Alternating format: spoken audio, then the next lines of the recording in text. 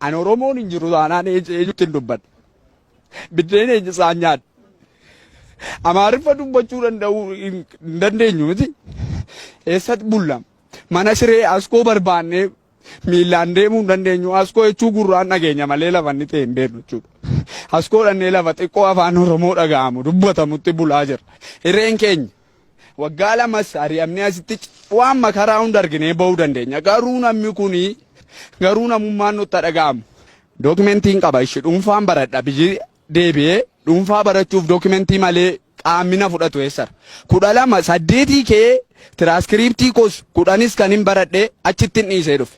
Amma tuun lubbuudhaan asirra jiru dookimentii isin qabu rakkoon adda addaan irra ga'ee lubbuudhaan jiraachuun sammuu namaatti hin ulfaata. Waan biraatti nama oofa. Adaraa keessan nuu dirmadhaa Oromoon immoo.